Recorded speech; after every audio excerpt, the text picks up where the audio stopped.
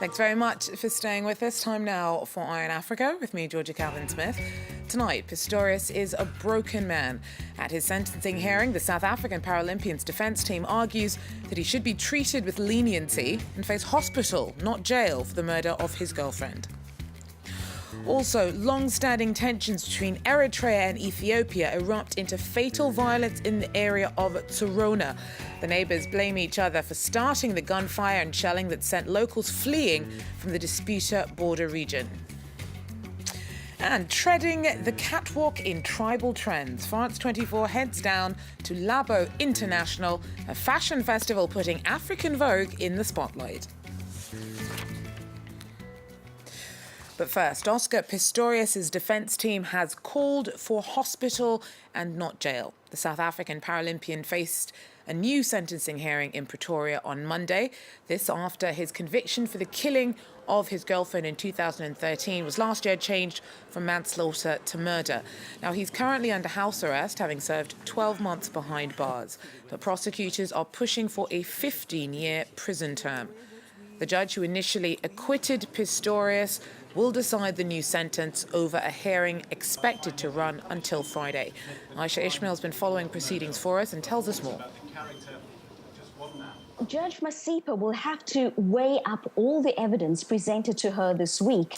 There'll be evidence in mitigation of sentence and evidence in aggravation of sentence. And today we heard the psychologist testifying on behalf of the defense saying that Oscar Pistorius is suffering from post-traumatic stress disorder, that he has depression and that he suffers from anxiety, and also saying that he will not be able to testify in court this week because of his mental health, and that sending him to prison would be detrimental to his health.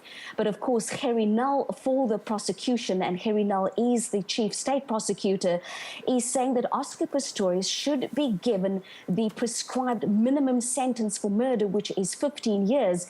Harry Null is saying that Oscar Pistorius has not taken any responsibility for his actions and that he has shown no remorse whatsoever.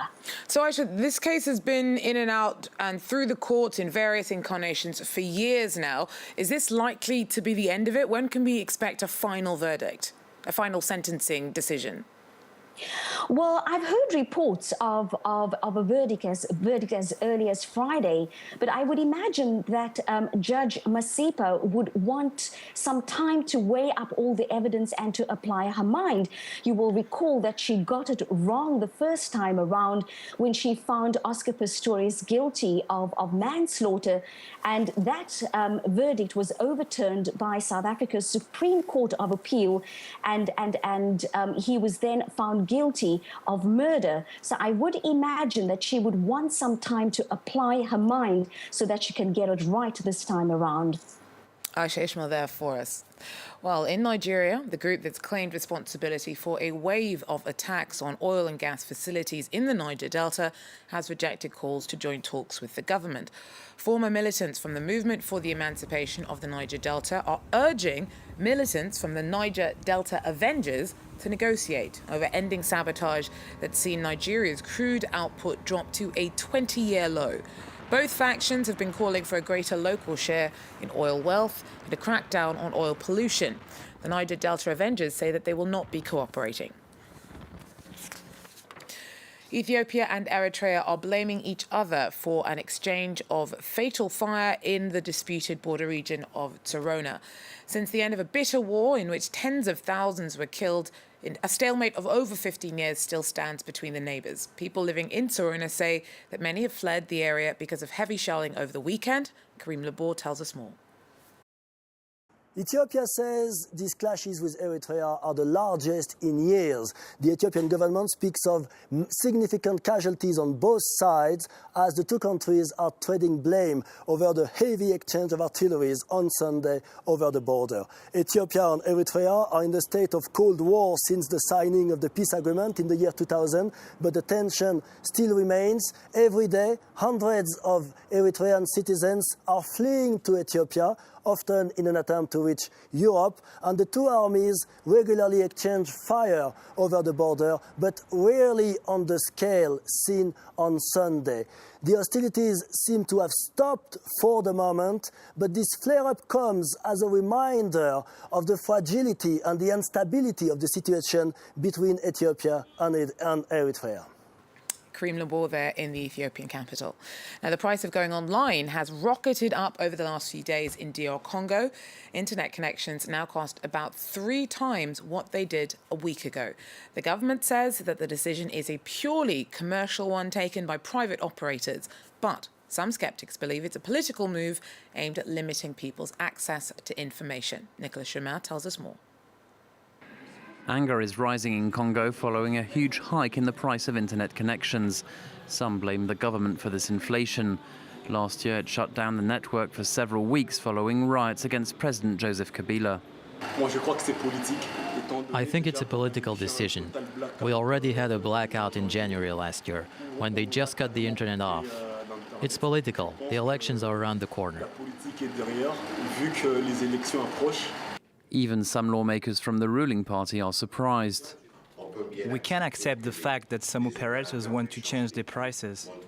But we cannot accept that from one day to the next, some prices rose by 500%.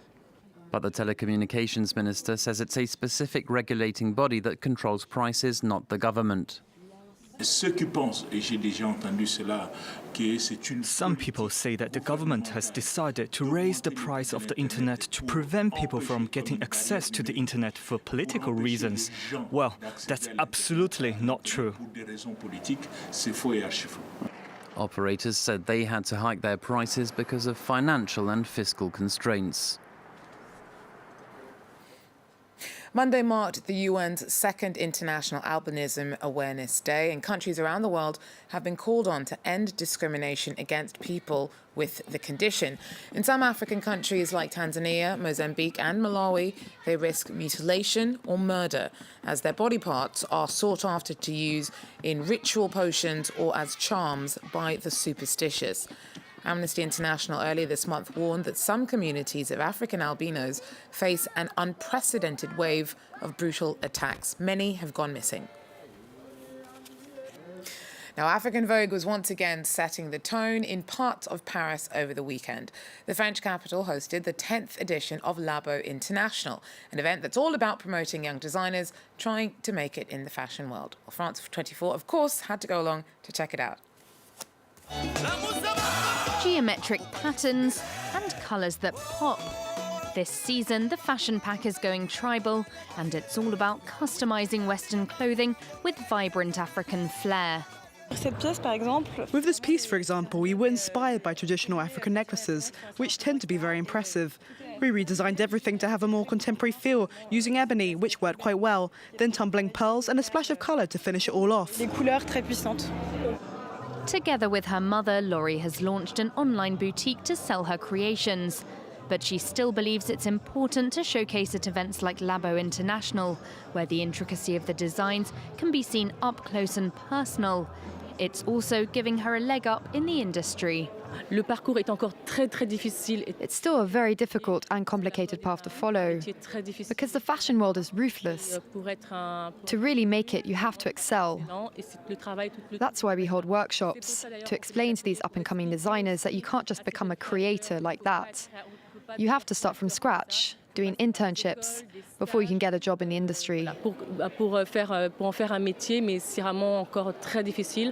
With the original aim of offering exposure to international designers in Paris, Labo International now hosts emerging talent from all around the world.